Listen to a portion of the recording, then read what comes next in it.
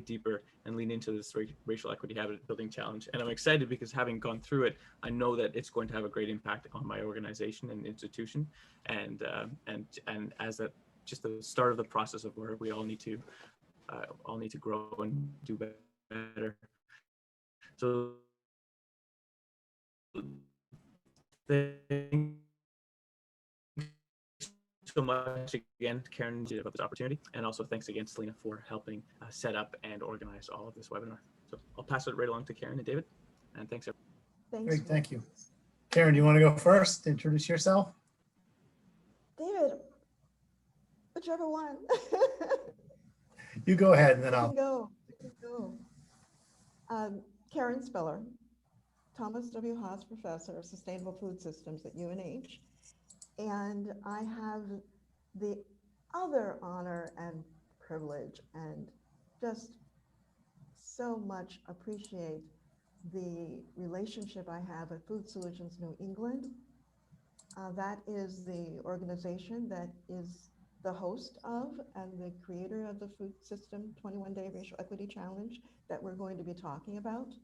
UNH, where Dave and I both are linked, is the organization that serves as a backbone organization for Food Solutions New England. You know, when you hear about collective impact, that's the organization that provides the logistics and, you know, hosting meetings and bring you together. They're the ones that work on fundraising for us, but just keep us moving towards our target. And Food Solutions New England's goal is around transforming our food system to feed and serve us all. I'll share more about that in a little bit. But that is my anchor in the 21-Day Racial Equity Challenge is coming from the 6-state network of Food Solutions New England. And David is my partner here at UNH when we're looking at how we are extending all this work that we're doing regionally and bringing it into our university. So David, why don't you give an introduction? Sure.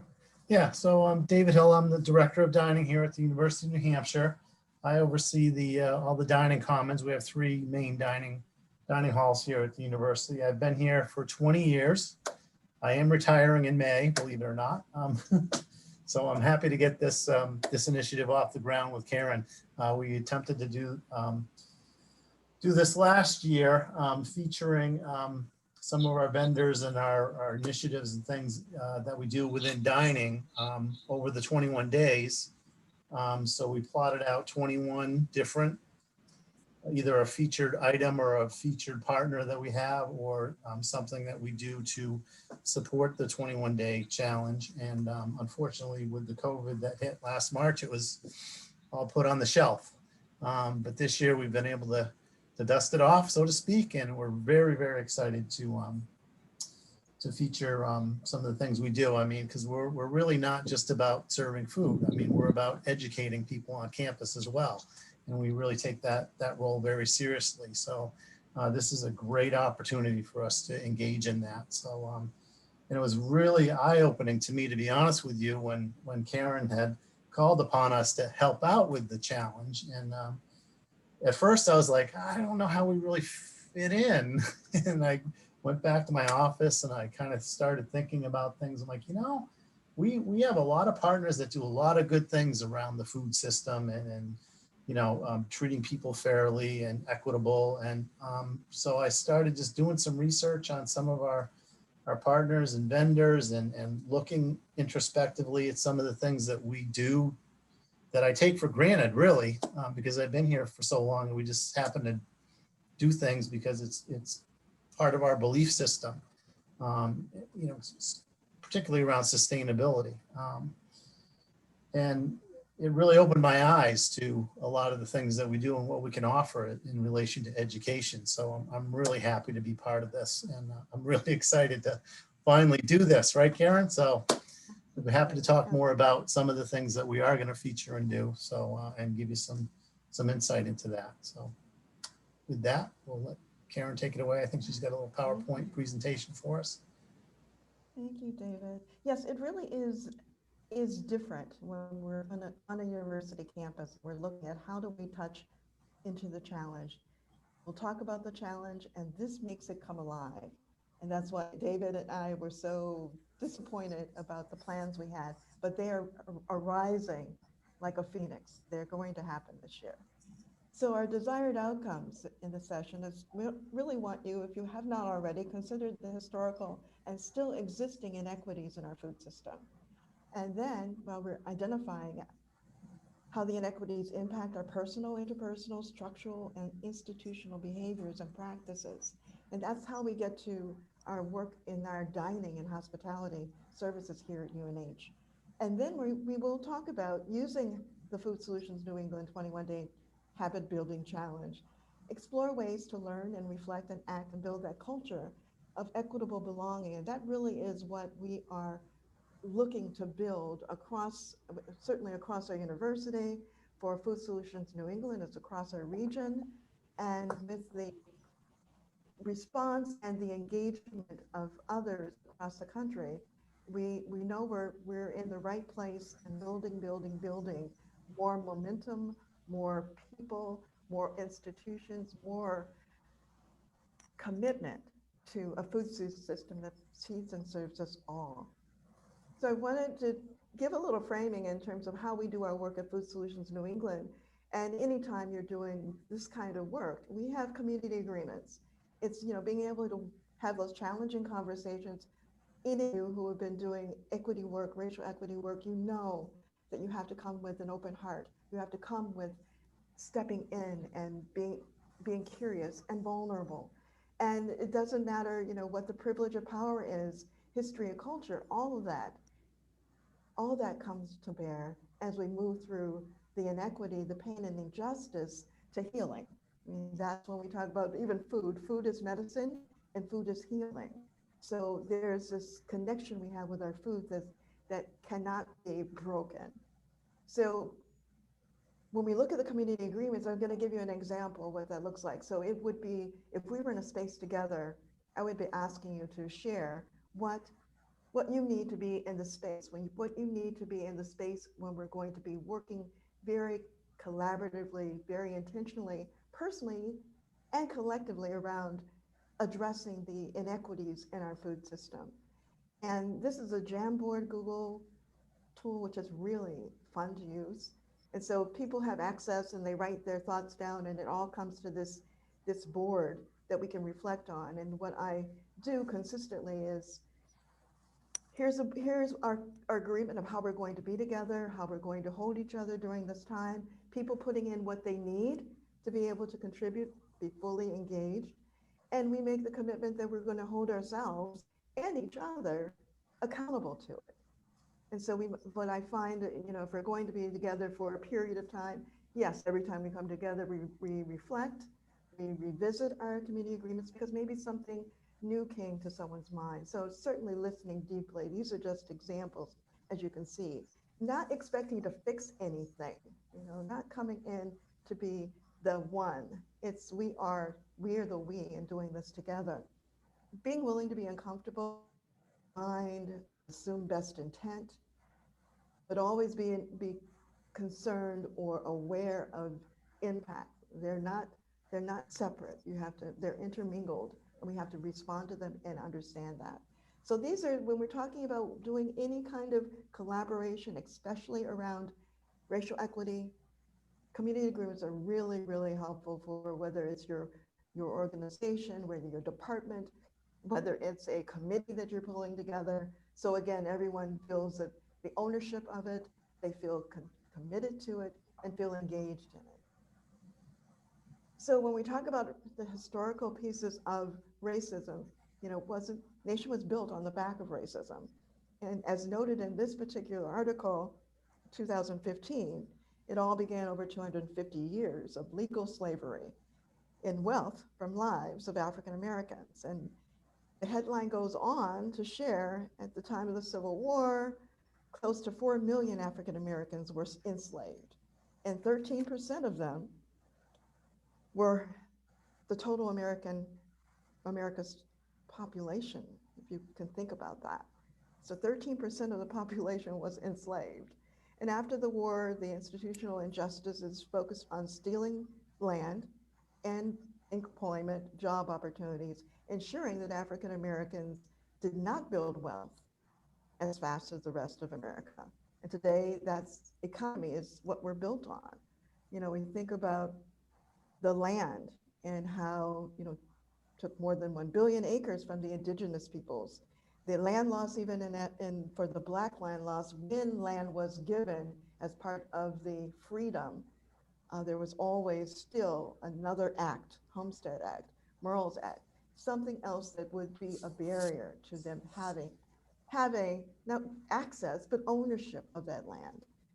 And just continue. When you start doing your history, you know, 40 acres and a mule was designed to be able to give African Americans land for farming, but yet there was always a little bit of a caveat in that, because it really, you know, the settlements and abandoned land just goes on and on and on. So it really is helpful. I'm sure that many of you are spending time in this, but whenever you're doing, and this is what we do with the challenge, is go back and understand how this all began. It began with land, and understand that, and how the framing of peoples and othering and all that was fundamental in terms of where we are now. We continue to practice many of those things that, because if it served you, you're going to continue doing it until it doesn't serve you again. So we're really looking at the importance of us knowing the history, knowing where we came from, and also with that knowledge, being able to make a shift, a continual movement into something different. And yes, where there quality of life, where there's humanity and humility and health and wellness for everyone. So diversity, I want to share, you've seen this. We've been talking about diversity, and that term came into it really first, and when we're talking about equal employment legislation that was introduced in Congress back in 1943. I mean, it was 1943 that diversity, that phrase first came into this kind of lexicon we use. And it was in 1948 that President Truman signed the executive order to desegregate the armed services, with some scholars to cite that as a first diversity initiative in the workplace. So what we're talking about, diversity, equity, and inclusion, it really, you know, we talk about when things started and when it's a fits and starts. It was started back in 1943. So inclusion, you understand this, is that, you know, there was exclusion, and you have the majority of people in the middle, and there's the people on the outside being excluded, and then we call segregation, where they're just separate pockets of people, but still, you know, not intersecting or interconnected. And then we have the integration, and we just put that little circle within the other circle, and there still really isn't intentional work towards intersectionality and inclusion. So we're thinking about that, you know, that's another concept that was conceived in the 1940s, in 1948, with the declaration adopted by the UN General Assembly on the International Bill of Rights, which recognized that all human beings are born free and equal in dignity and rights. And that declaration fundamentally seeks to deal with the issue of discrimination at all levels in every facet of society. So again, we're talking about diversity, equity, inclusion, and declaration was made in 1948. So we have to, again, understand that just because there is a declaration or a bill does not mean that we are not continuing to practice the same exclusionary, unhealthy, destructive behaviors. So we really have to do more than that. And so when we talk about equity, you know, gets more to it when we're talking about this. This is, you know, a condition that can be achieved if one's race identity is no longer predicted in the, you know, number sense of things. And then also we can use the term, and we're thinking about racial equity as part of racial justice.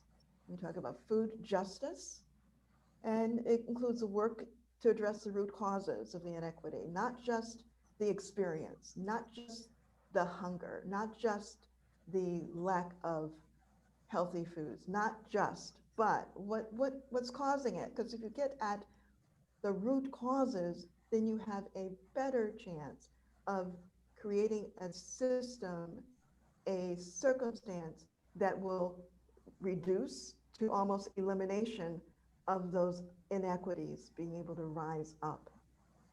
And this also includes the elimination of policies and practices, attitudes, and culture messages that reinforce the differential outcomes by race and fail to eliminate them.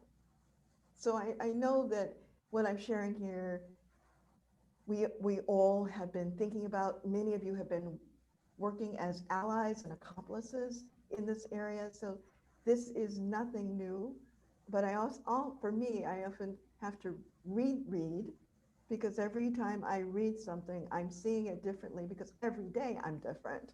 So I always take that kind of spirit of exploration and going deeper, even with something that I live every day, even something that my ancestors lived through and did not live through. But I still find it important to spend time in being connected and anchored in understanding these things. So when we talk about the equality and equity, this is one of my favorite slides.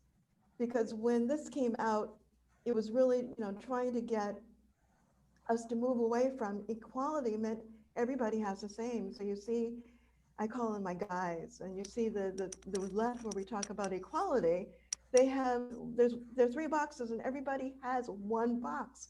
So we've achieved equality because everybody has one of the 3 things we have.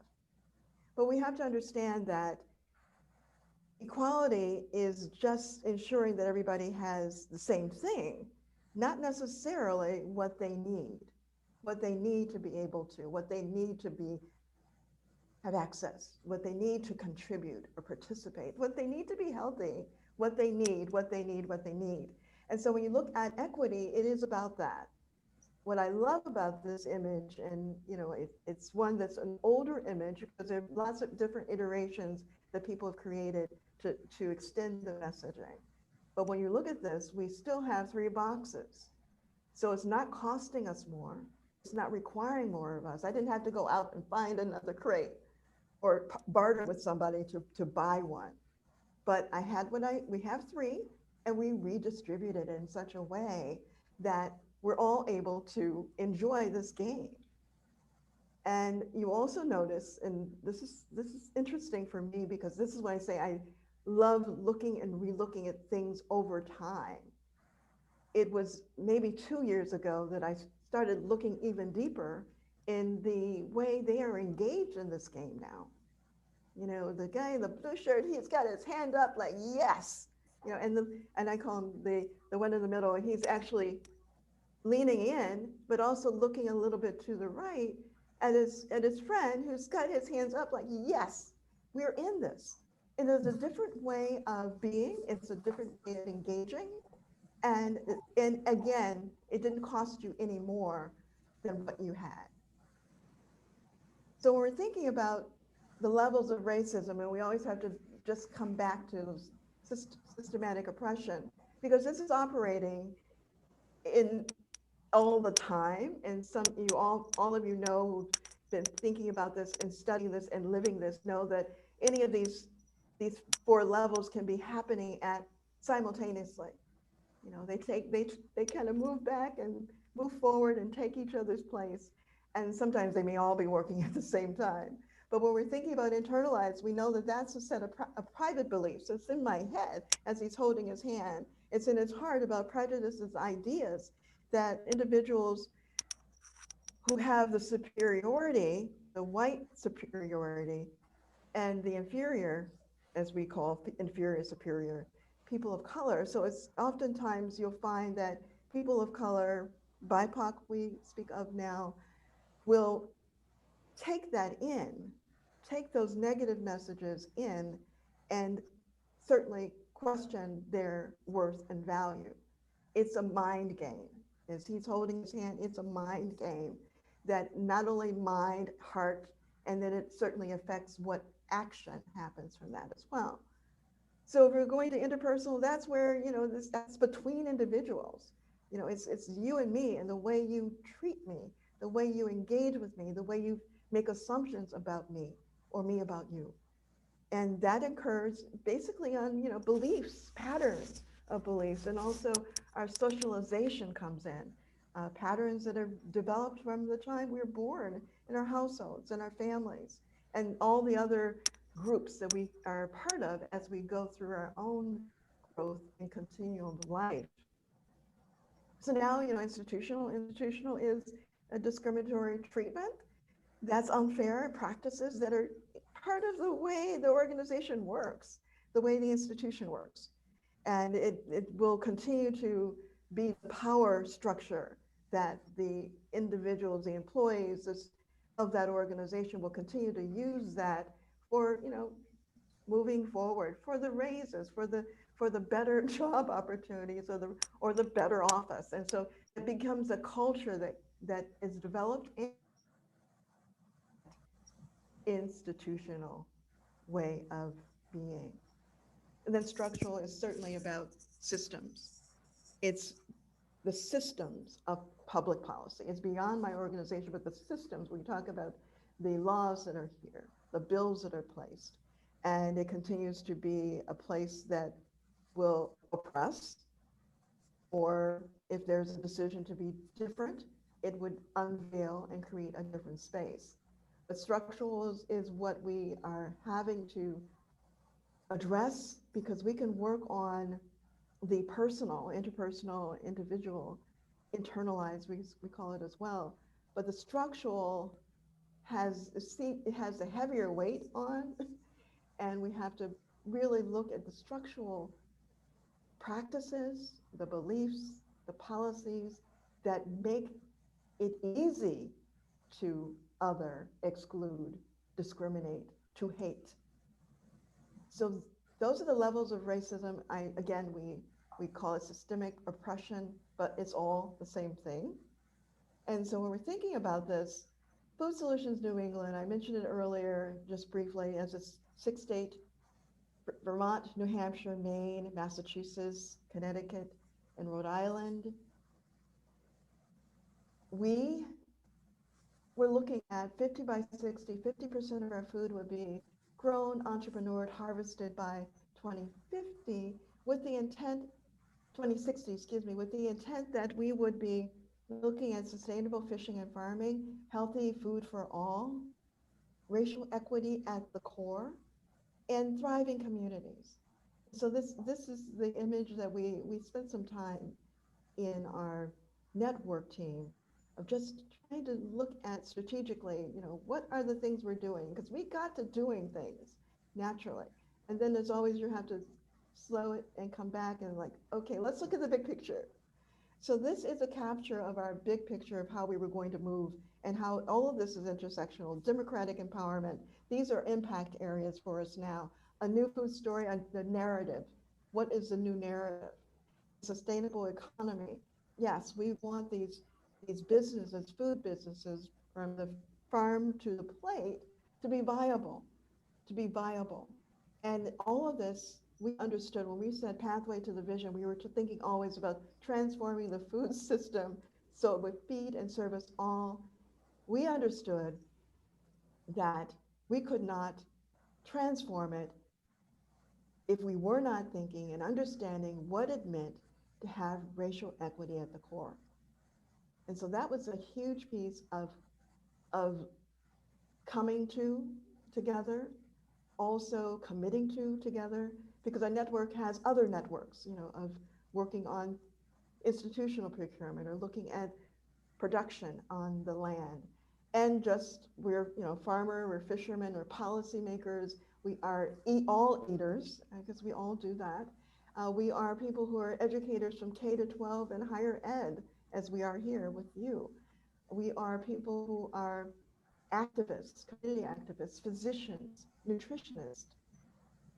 So when we think about anywhere in the food system, we have this array of all sectors participating in the food system that we're wanting to build with all of our partners across the New England area.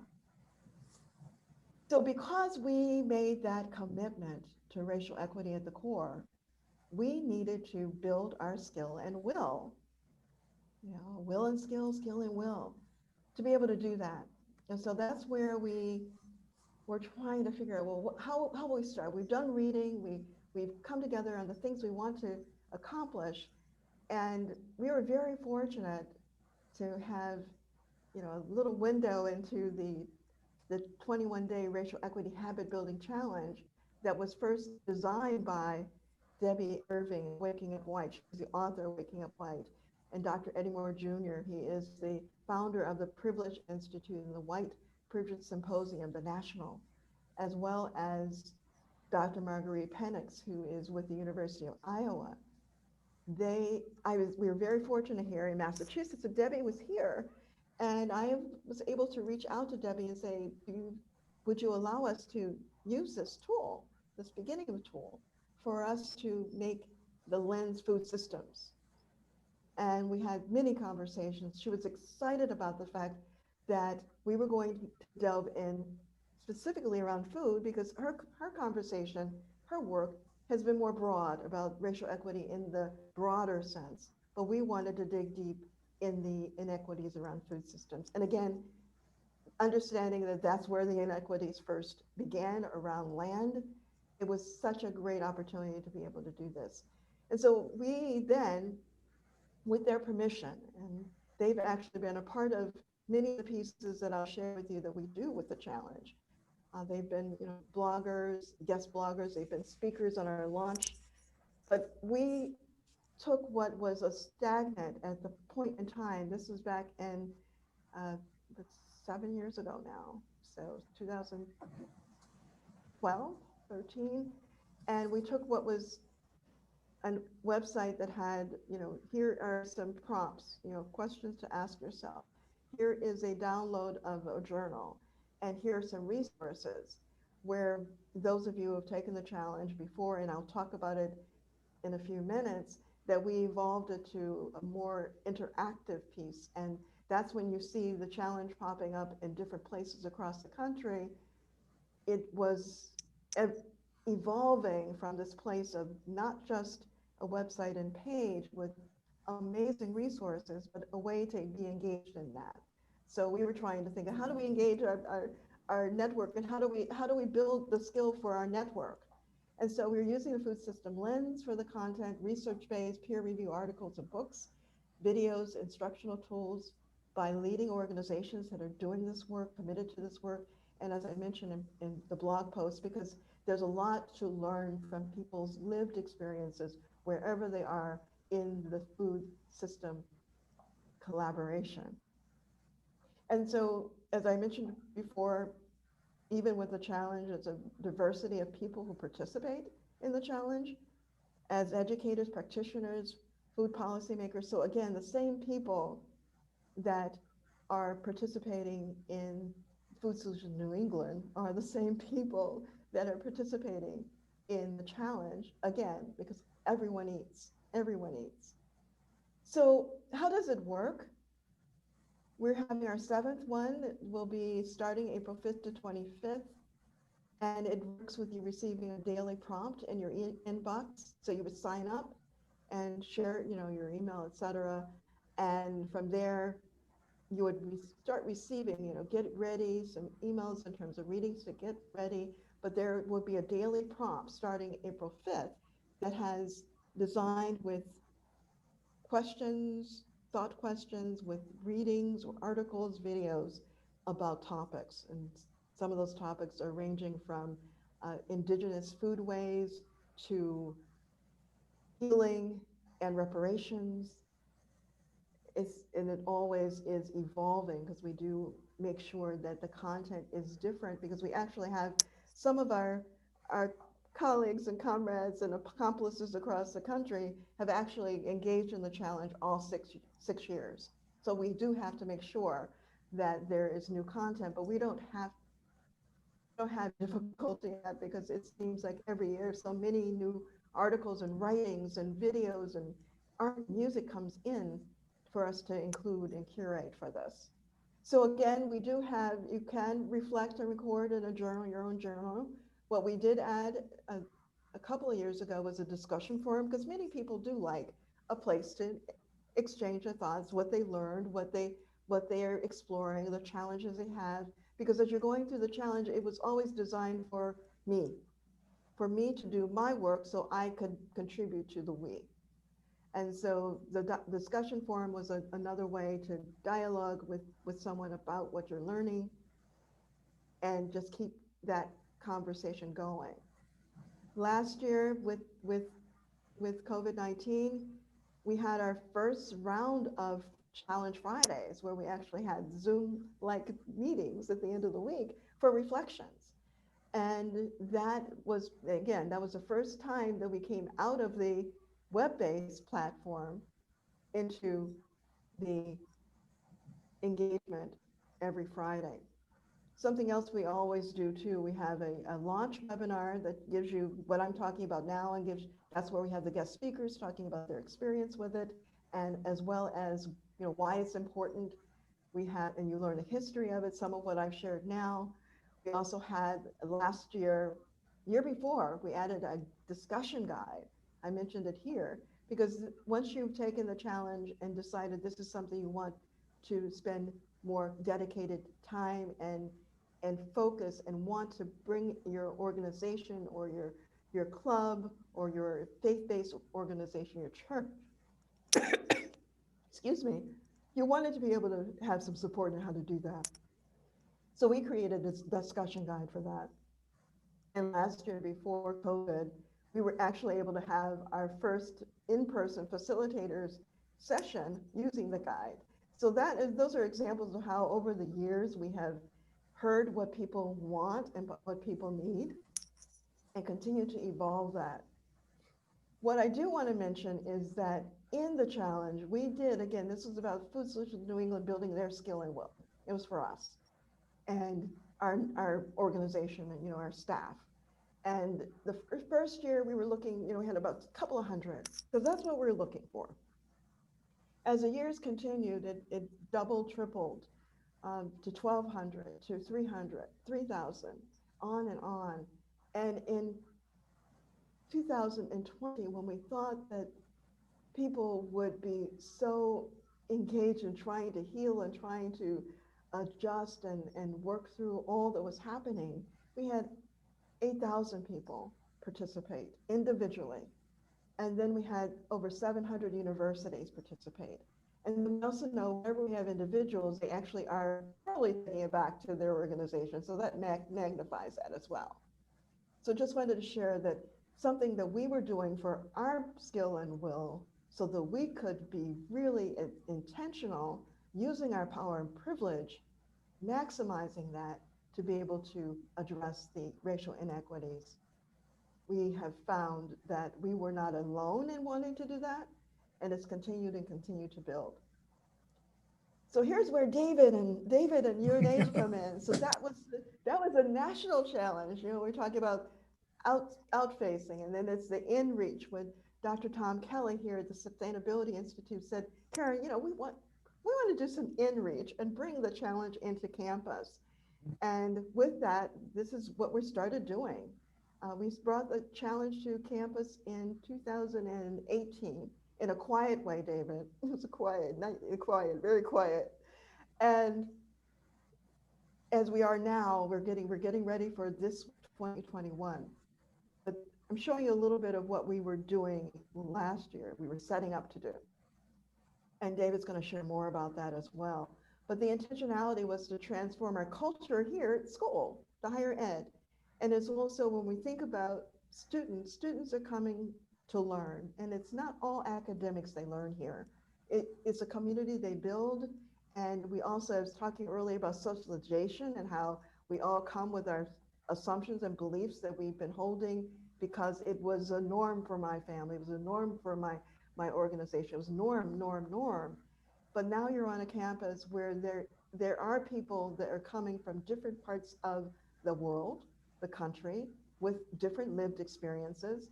How do we bring them together to be able to, the richness of extending and learning and leaning in and spending time not with the people that look like you, but introducing yourself to someone different.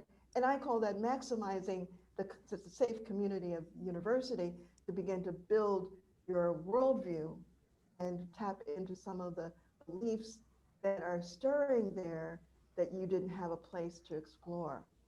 So when you think about this, in terms of our campus, and magnifying the mission statements of our university through the challenge values, it's aligned definitely in terms of the building the community for the future, building citizens that will contribute in a way, whether they choose to be the nutritionist or they choose to be the attorney, they are, or the one who's doing the building and design of landscapes, that they're coming with these shared values. One of the other pieces here was, really important for us to be engaging in administration and faculty. We were doing that in different ways. We created an opportunity for the faculty to add the challenge into their syllabi. And that was not just those who were doing food work, but again, the law, the business, the social work, all of those different disciplines, understanding that there's intersectionality in the disciplines as it is in the work that we do. We were looking at inviting student-led campus dialogues, which is, I love that we call it peer-to-peer. I love that because it's not me saying, you should be thinking about this, or David thinking, you should be thinking about this, but it is a peer, somebody that you spend time with, that is in your tribe, that you say, oh, they're thinking about this, let me engage in it. So it's a different kind of invitation. So here's what was set up, and these are some of the ways I wanted to show, some of the ways that we have done the challenge. We have a podcast. We're getting ready to do that in another month. Dave and I are invited with Dr. Tom Kelly to be a part of this 21-day discussion so that students and faculty can hear about it again. But that is another way of getting it into the spaces and the framing of our students. We also had we used our websites. This is Dining's website, to post it wherever. We all have our own websites within the different departments, and we are constantly sharing each other's projects, work, initiatives. So that's a snapshot of that. What I did last year, which we were part of our dining piece, David, is that we have students in ag, nutrition, and food system studies that Yes. for the last 4 or 5 years, right, they have been doing research on looking at, we call them factoids. And then there's also those that are trying to find articles that we could add to our resource list, because every year we have a resource list for the challenge that you can go deeper. So the challenge has these prompts with, at least 10 different resources in it each day. And then we also have another set of resources. So you're never lost for enough to read or explore, even after the challenge is over.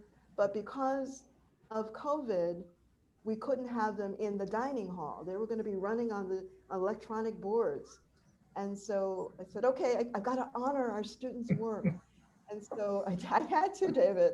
And so I was able to, working with my communications cohort and Sustainability Institute, we created the factoids and what did you know? Did you know? And we did that through Instagram and Facebook. So again, I was able to honor their work and the research they did as part of their course, but also continue to engage students, faculty, and anybody who was tapping into UNH's Facebook and Instagram. So that was a way that again, honoring our students' contribution and keeping that alive. And what's in our pantry? Again, we were going to, and David said something about that before, about the menu items, and we'll talk more about that, David. But we couldn't, dining was closed. All the sourcing David and Todd, Chef Todd and Bill McNamara had created, it was not happening. So I said, okay, what are we gonna do? And so I said, well, I talked with Todd, Chef Todd, and I said, what do you think about this? And so created a survey called What's in Your Pantry, because now people are home and they in way for them to get engaged, check your pantry and see what you have. So you see the different things that are listed there. Just check it. So Chef Todd then went to the activity of creating recipes based on what they said was in their pantry. And on the far right, you'll see that's up on Instagram, the videos. He videotaped the cooking of these two recipes based on what was in our pantry in our UNH community. And that's a picture of Chef Todd on the land picking berries. So it was a lot happening in our dining that was interrupted by the pandemic, the COVID pandemic. But we were determined to continue to work through to address the second pandemic of racism that hit us very face front last year. Not that it was not there, but all the veils were taken off during the COVID experience. Now, David, this is where, in terms of some of the things that you've been doing in terms of sourcing and the collaborative work in food security, love for you to be able to share some of the things that you're doing, extending from the UNH dining. Yeah, so when I think about the 21-day habit building challenge, you know, I guess the way I frame it to folks is in my so-called elevator speech. It's about a just and equitable food system, and that seems to resonate with people because it's simple enough to just put that out there, and they can kind of process that. So it's about, you know, it's about sourcing. It's about ensuring that who we partner with has good labor practices, fair wages. So people can kind of relate to all of that when you start describing it. And we've always been about, you know, sourcing as sustainable as possible. That's just part of the fabric of what we do here. Because whenever we go to source anything, we always look at it through the lens of, is there a local or sustainable option that makes sense for us? Obviously, cost is always a consideration at a public university, but you know, we always look at things, and if we can find an opportunity to buy something local that supports sustainability and the earth, and it's a partner that does good things, so to speak, for racial equity or wages or just the land in general, then we try to do it, even if it costs more money. And if it does, then my job has always been, okay, this is important to us, and how can I mitigate that cost some other way? And that's what I do. A great example is we use a company called Maine Family Farms. Some of you might not be familiar with where New Hampshire is exactly situated, or Durham, New Hampshire, but we're very close to the seacoast, and then we're just 20 miles, if that, from the border of Maine. So this Maine Family Farms is a close neighbor of ours. They're based out of York, Maine, is where their offices are. But they take small farms throughout Maine, and we buy our beef that we use for our stir fry concepts, and we use a lot of it because our stir fry concepts are very popular from them for that reason. And it was a little more money, but it was important to us to do it. And so everything we purchase, probably about 25% of everything we purchase is considered local or sustainable, which the measurements have changed over the years. You know, it used to be if you just simply bought something from, say, we use a company called Bacon Joy out of Chelsea, Mass. They make, you know, our pre-deposited cookies and muffins and things. And 10 years ago, they were considered local because, you know, they were in the local economy. But that's all changed over the years. So now when you measure local or sustainable, anything like a big company like that produces, 51% of it has to be sourced locally or it doesn't count. So at one point we were up around 28, almost 30% until the criteria changed. Then we dropped down to probably 17% local. But over the years, I've been able to ramp it back up again to about 25%. And a full 2% of that comes from this Maine Family Farms. So we purchase a lot of product from them, so we're pretty proud of that. And then it's important to us to always listen to our students, get feedback, listen to our staff. I mean, they're internal customers. Everybody knows what that term means. And hear what goes well and what's not going well, and educate them and us. I mean, we rely on our students to educate us because we don't know everything. We're still learning. We're always going to learn. We just had some conversations with a student organization surrounding Ramadan, and Chef Todd went and met with them, and he called it a celebration, and they were very quick to say, well, it's not really, we don't consider it a celebration, it's more of an observance. So these are the things when we start interfacing and discussing things with students, we become educated ourselves, right? So we're not ignorant in how we describe something like that. And we got a lot out of them. One of their biggest problems during Ramadan is breakfast foods. And so we've got plans to make sure that we have breakfast foods available in the evening for them to take with them the night before. So when they get up before sunrise, they can have a hearty breakfast. And that's something that we were missing before. So those types of things are always going on with us.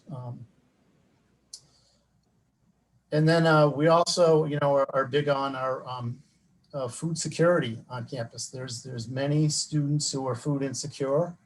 It seems like it's probably grown over the years, and probably, close to 5 years ago now, I'd say we started an initiative called Swipe It Forward.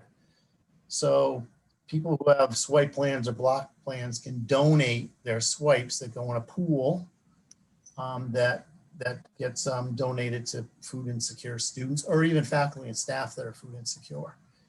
It's been a really robust program for us and very successful. And we also have just begun partnering with a company called Gather that's over here in Portsmouth, about 10 miles from us, that we're really looking at our food waste and what becomes of what we call serving line waste at the end of the day. It's been out, it's been exposed. We wouldn't necessarily wrap it up and try to retherm it, but it's perfectly good food still, because we would feed it to a person 10 minutes later, but because we're closed, we just got in the habit of just throwing it out. And we're like, what are we doing here? So we're working with Gather to get better systems in how to donate that food. And we just really starting, and we were well on our way before COVID hit. So the COVID seemed to put a big dent in a lot of things we were doing. So, but we're back on track with that. And we're actually trying to, there was a culinary program here on campus that is no longer here. So there's some kitchens out at one of our facilities that we're trying to get to have the Gather folks, get them use of that kitchen to process or package meals or make soups and things in that kitchen to donate. So that's a big part of what we're doing as well. So that's some of what we do with our food donation and the food insecure. Karen, has anybody seen the discussion points from the 21 points that I drafted or not? You want me to put those up on the screen to kind of give them a sense of some of the things we were keying in on? Well, you'll have to stop sharing your screen. I don't know what. Yeah. I wish I could say I could do that. Yeah, we'll do that after. We could send it to them, give it to Will and Selena to share with them. Yeah, I will. I'll forward that on. But it's exciting. So, it's about recognizing our partners that do the right things in the just and equitable food system. And it's also about observing cultures and educating the broad base of our guests about different cultures and different observances and so forth. So we just had a fantastic lunch yesterday around in celebration of Black History Month. And I'll be honest with you, we had kind of gotten away from doing something for Black History Month over the years because, we had heard word about other colleges that kind of did stereotypical menus that kind of got them in trouble. They weren't really digging into the culture in the right way and educating in the right way. So we partnered with a chef from Charleston, South Carolina. His name was Chef Kevin Mitchell. And he helped us curate the recipes and source proper products. And we had a wonderful luncheon yesterday, and it was followed last evening by Chef Mitchell doing an entire Zoom presentation about the history of some of the ingredients. And it was very eye-opening, especially for me. I was like, wow, I didn't realize all the things you could do with okra. They make flour out of it. They make oil out of it. I'm like, geez. And then I did ask him, I said, is okra actually, if you have okra flour, is that gluten-free? And he's like, yep, absolutely. I'm like, geez, things I didn't know about. So it was really a great event.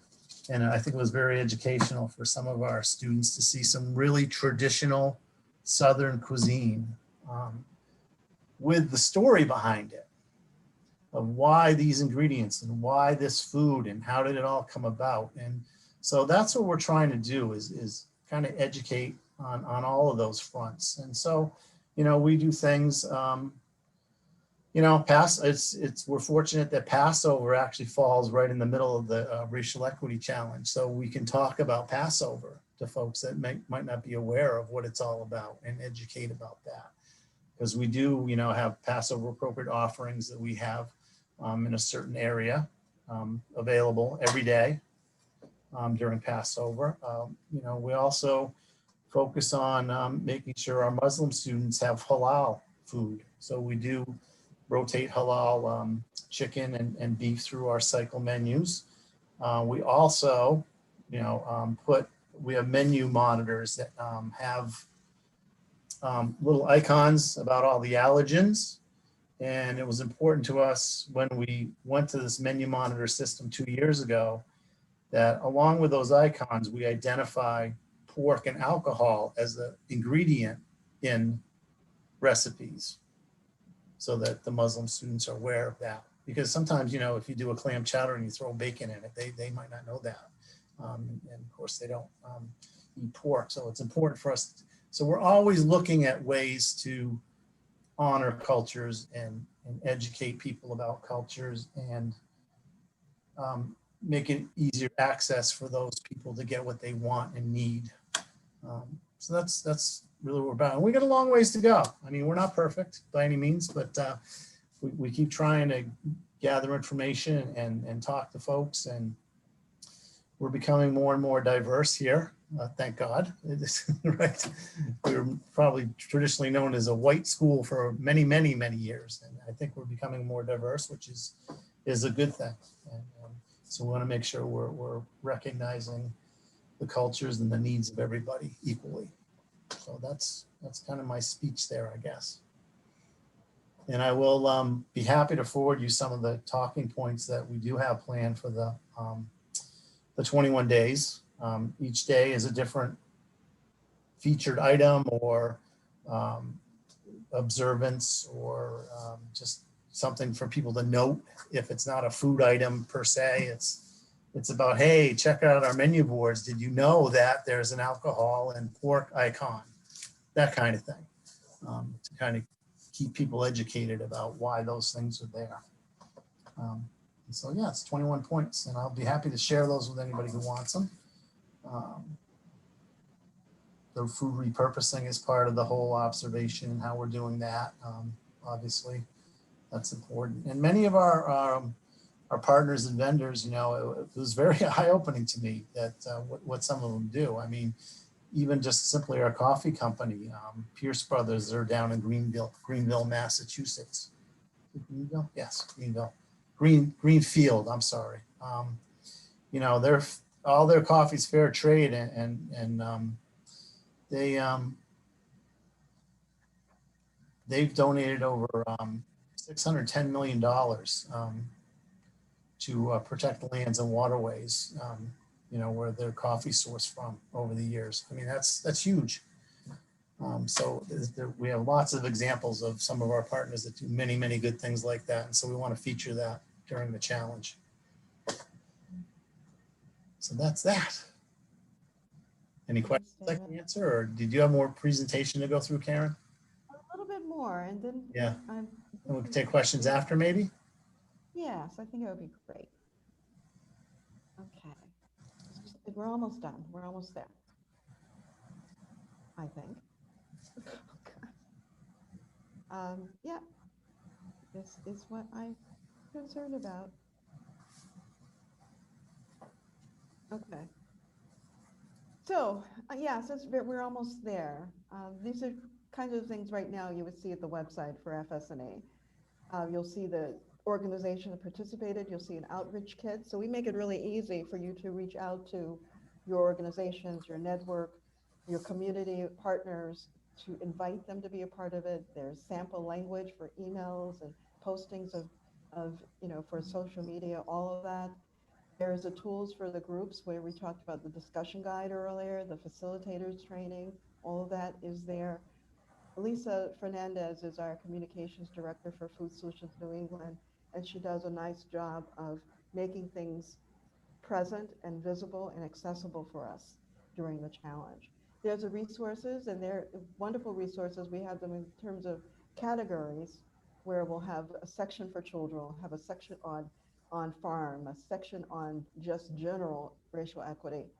What I do want to point out that for this year's challenge, the 2021 challenge, we are going to be digging and spinning more of the children, our children, into the conversation, youth-led work around food and ag, as well as just our little ones in the world trying to navigate and understand all that's going on around them. And their books and videos and activities we're going to offer for parents, so that they are feeling that children are not in isolation as they're trying to navigate their world. And as well, the guest blog posts and the daily prompts. So if you were to click on it, go to the website that's there, you would be able to see the things that were available in 2020.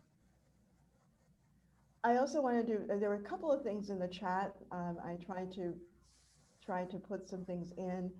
The Northeast Farmers of Color Collaborative Land Trust, when you ask about land, they are really working on land acquisition. And there are a number of training programs that they develop as well. So it's active being the advocate to make that happen, but also being able to create the space for shared learning of farmers of color, so that they are not alone in trying to get the land and the business process of that, and the securing the support, finance, et cetera. So it becomes a community of farmers, not me on my own trying to do this in isolation. The other one I put the Migrant Justice. They are out of Vermont, and they have a campaign called Milk with Dignity. And they've been working for years in terms of, they're the farm workers, but also what the dairy farms, particularly in terms of the grocery stores, and how they're equitable in pay and equitable on the farms. And so they have a new campaign launching on March 3rd. I also put in there, and if you're not in touch with the NASDA, that's our National Association of State Directors of Ag Agriculture. They, in 2000, yeah, just last year, they had their national meeting, and they made a commitment around racial equity. They have a statement. They have created a whole investment of thought and effort to really dig deep on what that means for agriculture across our states. And so it's not just Maine thinking about it, but it's all of our states thinking and working towards equity in the policies, practices, et cetera. I think I've heard recently that Maine might be even thinking about conservation land. When we talk about conservation land, we want to conserve land so they're not building and tearing down, the trees and growing, building buildings and replacing nature with structures. But they also are thinking about, how do we incorporate some of that land that's conserved for Black, brown, indigenous land ownership.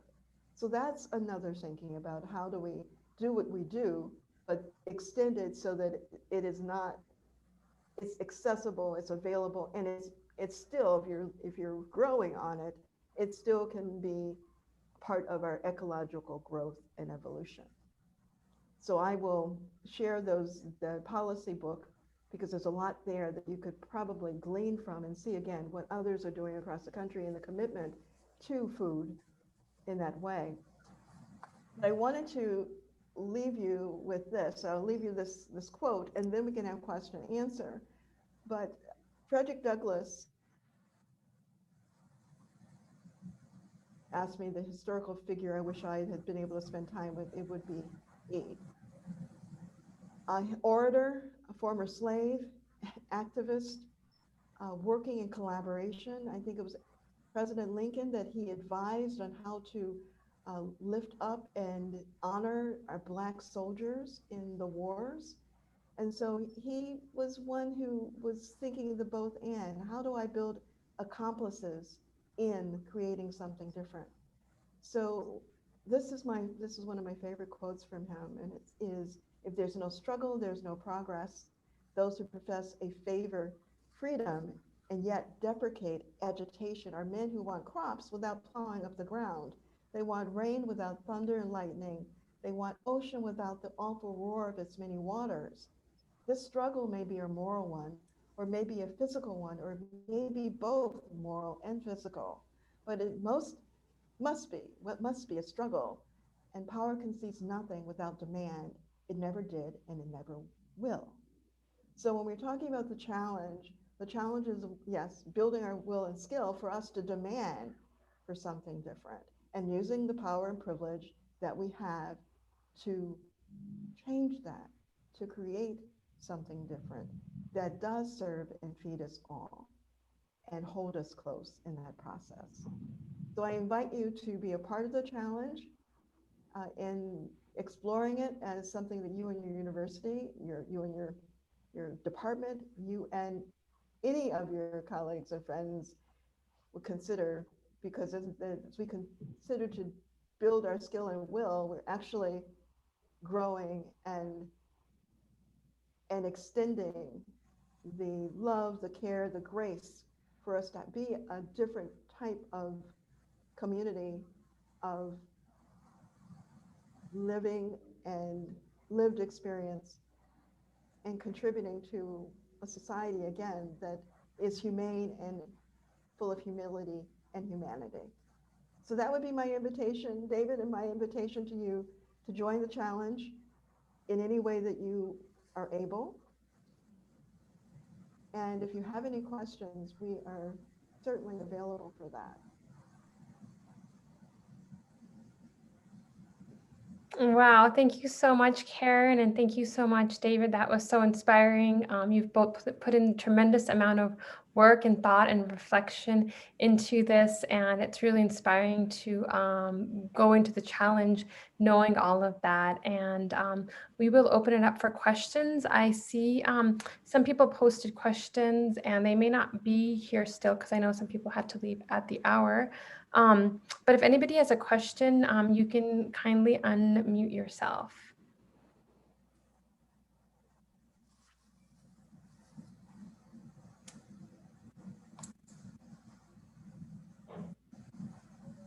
I'm happy to jump in if that's all right.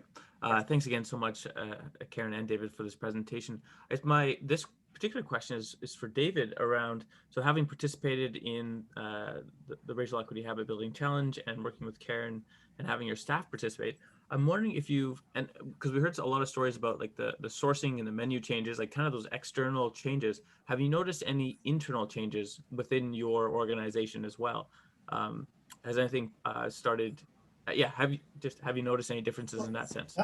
Well, I can certainly attest to just yesterday doing what we did with the luncheon around the Black History celebration. You know, our people get engaged in that type of thing because it's new, it's fresh, they're learning. You know, I mean, you have a cycle menu and it gets a little repetitive, right? And they thrived around that. They just loved the fact, and they knew that the recipes were curated by the chef down in Charleston, and they were fantastic recipes. I got to tell you, it was really, really good food. And we sourced ingredients from down there. There was a company called Anson Mills that he recommended that we source the rice and some of the beans and other things from. And it was really authentic. And I'm telling you, it made a huge impact on our staff as far as opening their eyes to what real, true Southern culinary preparations are, you know? So it was very enlightening. So that's the kind of thing you get, I guess, when you do that type of thing. It just opens people's eyes and gets them excited. Yeah, that sounds different cultures, you know? I mean, who would have thought, you know, the things you could do with okra, like I said. I'm like, wow. I was enlightened. So that's the kind of thing we're aiming for, I guess. And have you also noticed anything in terms like the interpersonal interactions amongst your staff or amongst the management and staff leadership? Has it, yeah. You know, we have a very high Hispanic population that works for us. And we put a lot of effort in, and that's really not in my talking points for the challenge, but maybe it should be now that you bring it up. I mean, we've put a lot of effort over the past 2 or 3 years into ensuring that any communication, we get it transferred to Spanish for them, because not all English. And we put a lot of effort into that type of thing to make sure that we're communicating properly and they're getting the messaging that everybody else is. And honestly, if you go back 10 years ago, we weren't very good at it. I'll be quite frank with you.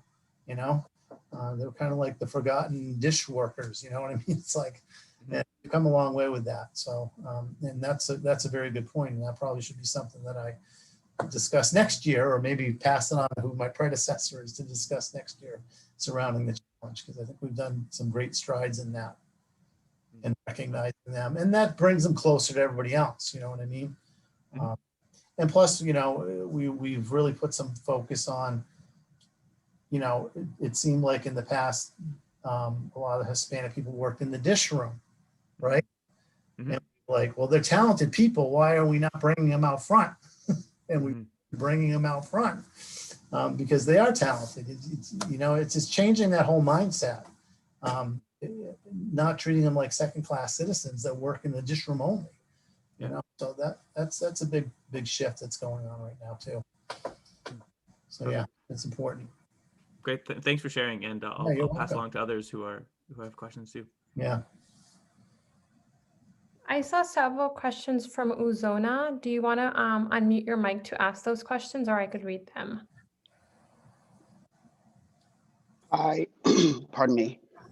First, just a huge thank you to Karen and David. And, you know, it's really inspiring to see the work that's underway. And as you were speaking, particularly, I think, David, and this question kind of crystallized, Karen had spoken about the role of equity and that beautiful graphic of, you know, how it levels the playing field. And then David had started speaking about sourcing. And so in that process, I thought to myself, well, if there's this huge disparity in asset ownership, which also leads to disparities in food securities, right? It's no coincidence that we don't see a lot of grocery stores in Black neighborhoods, et cetera. And, you know, at an organizational scale, do you, for example, try to source from minority-owned businesses in addition to the component of being, you know, sustainable and local and all that? And how do we truly effect systemic change without like swimming upstream, right? Was kind of the idea behind that question in the chat box for anyone who hasn't read it. Yeah, I think, you know, that's a very good point is, you know, we happen to be fortunate that many of the partners we have fair labor practice and those types of things. But, you know, one particular company, you know, I believe it's Carla's Pasta is, you know, female owned, which is nice, but not necessarily, well, minority, but you're right. I mean, that's a good focus for the future on. That helps the equity issue. You know, I can't say that I've been really approached by many minority-owned businesses in this area, to be quite honest with you. But I certainly would consider anyone who has a new product or something that, would fit into our program. And again, like I said about, sometimes it might cost more money, but if it's the right thing for us to be doing, I'll figure that out somehow, So that's I think you're right. That's probably the next level to go is looking at something like that. It's a very valid point. When you were asking that question, I dropped in about the Northeast Farmers of Color Land Trust, and you should look them up. They're really focusing on the land ownership. So most of us think about farming as urban farming and the raised beds and not always thinking about the land. So in Massachusetts and New England, we think about the southern states, Rhode Island, Connecticut, and Massachusetts, we're the eaters. That's, this very diverse, people live there, not a lot of land. But there's Vermont, Maine, and New Hampshire where the land is. And there's a lot of urban agriculture that happens. And I always think of it as the learning ground for getting that land up there in Vermont and Maine, in New Hampshire, to be able to maximize my own capability of growing more. And you said, well, we do want to have the economies coming into my home as I grow food. So that's something that the Northeast Farmers of Color Land Trust does in terms of policies and practices for acquiring the land, training and supporting farmers, and creating this culture of that as well.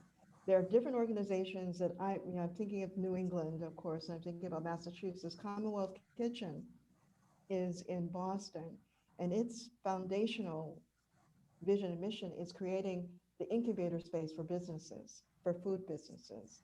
So you have someone who was doing pickling at home, and now they have this commercialized kitchen, industrialized kitchen that they can test things, process things, and then sell things.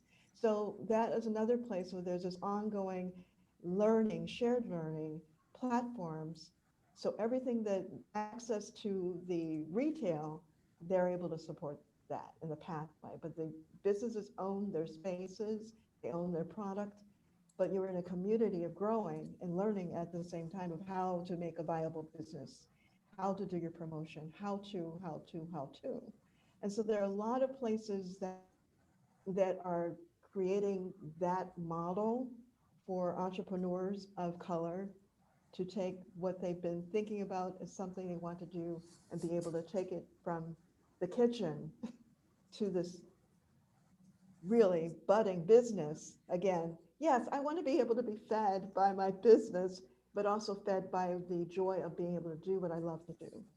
So that is another model that's out there. But really, in terms of land, we really do have to think about how we make land available for the growing and for people who traditionally don't have access to that. I mentioned the NASDA, the National Association of State Directors of Ag, a great place where they're actually thinking about it. I mean, this is the policy and structural changes. They're in a position to make structural changes that we at least have a book that we can go back to and advocate for those changes in how land is distributed. Again, conservation land can be used for you to grow as opposed to us beautifying. So there are a lot of places in New England, across the country, they're thinking about how we transform the model of food insecurity to security, but food security or insecurity is also a function of economic disparity, education disparity. And when we start addressing that head on, it starts to eliminate or reduce that. So it's always, for me, it's always a both and. You not just work on food stamps, SNAP, you know, the food pantries, but at the same time, you want to work at how do I have the land to grow? How can I incubate new ideas for product that's part of my culture? That I can do the carrot apple jam that my friend from Africa has produced as part of his culture. His, there's an eggplant, African eggplant that he's created another product from. And it's loved, and he can maximize that on what his culture is, what he loves, but also be able to share that love with us. So I always think about it as intersectionality and also the both and happening. So there's a lot more happening around ag, food, and equity in the last 10 years, but yes, of course, accelerated by the pandemic of the summer, where foundations are trying to support different types of businesses and initiatives. They are funding and giving support to BIPOC organizations in ways that they hadn't before the pandemic of Mr. Floyd and Breonna and everyone else being so front and center. You couldn't ignore it. You know, it was just in your face. So the only way you can ignore it is to go under the rock. So it wasn't something new. Absolutely. It always was happening, but it was not so, you couldn't escape it because it was everywhere. So I say when we talk about pandemics and the challenges of them, that we could say was one of the blessings of it is that more people are trying to invest, trying to be different, trying to learn, trying to collaborate, trying to be accomplices, and getting their power and privilege to create something different. It's just a snapshot. I hope that was a helpful answer to what you were asking. Very much so. Yes. Thank you. Thank you. I see a hand up from, I believe it's Sharon, on the phone. I don't have the name. Thank you. Yeah, hi. Sorry, I can't do the video on Arizona. Now you can go to that pickling place in Boston. So Karen and David, thank you so much. I'm reluctant to ask this question, but I feel like I must. When we were speaking with you the other day, we were talking about the idea that a racial and equity challenge like this would be ideal potentially for a pre-orientation activity for incoming students. And I'm still thinking about that for our program. So my question is twofold. One is, do you think it would be a problem for the intent and execution of the challenge in 21 days? Something else is, would it be feasible to run the challenge off cycle Yes. beginning the April 5th? So Sharon, you were breaking up a little bit. So I think you were asking, can you do this Oh. off cycle? It's one of the questions. Absolutely. Absolutely. You can, oh.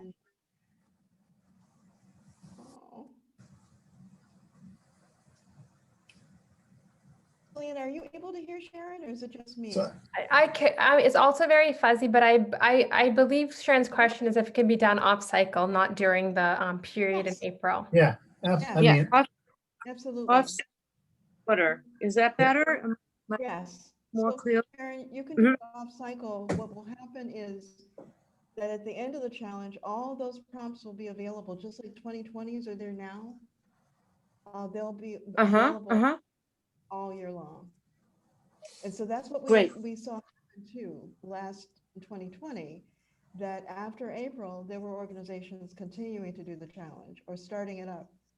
One idea that was not so unique, but we're, kind of expected it to happen. If you've taken the challenge, it's a lot of content. We give you a lot of choices of ways to engage. And what groups were doing, food networks were doing, is doing 21 weeks. So one day became a week of learning. And they buddy up, so they had 30 people that were participating over the summer for 21 weeks. Doing the coming to have conversations. You can also do it, you can also go by, we have the topics, right? So each week has a topic. You can choose to do by topic. Somebody else would focus on Indigenous during Indigenous Peoples Day. So they pulled that content. Great.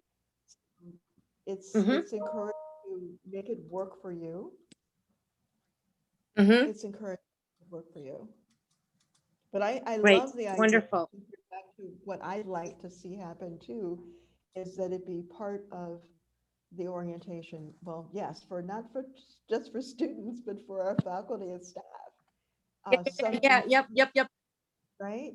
So not necessarily For sure. 21-day equity challenge in the 21 days, but creating a adapted way of doing it so that it becomes, Sharon, part of the culture of the school, part of the culture of the students understanding this is not Kansas, you're back home, it's not Kansas.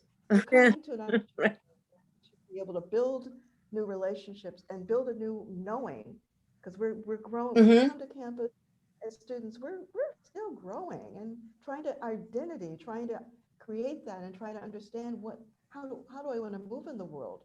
And if we can give them that kind of framing to begin with, so it does take some of those barriers of their assumptions they're bringing out of the way so that they can come in and be curious and lean in and explore and build together, that would be amazing. Great. Wonderful. Thank you so much. Oh, thank you for the question.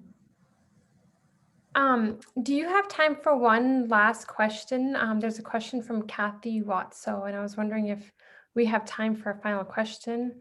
I know we're coming up at 2:30 almost. Okay. Kathy, can you unmute your mic? Yes, thank you very much.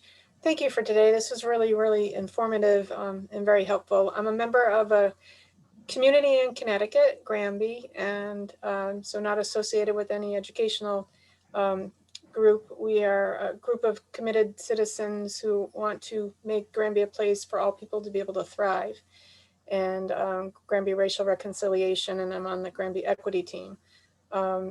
So do you know of any communities that have done this in the past, towns or things like that, that I might be able to reach out to find out how they brought it forth? I'm going to go through your outreach kit and everything else. We do want to try and get this going for this year. I can't say off the top of my head. I do have one that launched it citywide during the pandemic. I know there are many others, but one of the things, if you have a committee, I always say start there. So if you have a committee, because there's a Commission on Equity here in Durham, and they're going to be engaged in the challenge this year and have invited me to come to one of their meetings to talk about it. And so it always, and I think Cambridge, Massachusetts is looking at focusing on the challenge as well. But it does help to have that core group that is thinking about it, planning it, and actually doing that pre-work of the challenge is really helpful. So that when you can do the pre-work, but if you bring it to them, you're then able to walk with them as opposed to not being able to guide it a little bit. So it helps you decide what the scope is in terms of how do you want to manage it. Ideally, it was wonderful when we were doing it, we were having meetings, right? So you'd have a meeting and come together and have the dialogue. But with Zoom, you can have many, many more people participate. But you have to create, as I did in the beginning, the community agreements. You have to create agreements. First of all, why are you doing this? Commitment to doing this, so that when you get to the messiness of it, you're not confused of why we're all here. And so it doesn't just start with. I'm losing you. Yep, she froze. Oh no. What you want to contribute for your town. You know what I mean, Kathy? You froze up there a little bit, Karen. Okay. So I was saying that it's it's around not the challenge, let's do the challenge, but what Right. about your mission, vision, and values? Right. Does a challenge help you amplify? Yes. We Right. have done that and we have decided to move forward with this. Debbie Irving was brought in for the education team, and a community member made us aware that she's done your challenge in the past, but she did it alone and it was very difficult to do it alone. We want to build a community. So that's why the committee took this on, to use your format to do that. So yes, the pre-work, we're in process now. So I appreciate that very much. Thank you. Yes, and I will share with Selena and Will a few names of those. I have to go back to my research, identify what towns we're launching. Yeah, I looked for the 2020 and it went away. It said 2021 coming forward. So I couldn't see the 2021s on the website. So Okay. the participants, but thank you very much. Okay, you're welcome. You're welcome, Kathy. And I think I can also do some curating and identify what towns might have signed up. All right, thanks. Just as I know there's 700 universities, I can find that out as well. Excellent. Thank you. But if you go to the website now, when you say tools for groups, the discussion guide is there and it's really a great tool. We are in the process of refreshing it this year. It will be similar, foundation the same, but we're as again, we're always evolving in that tool as well.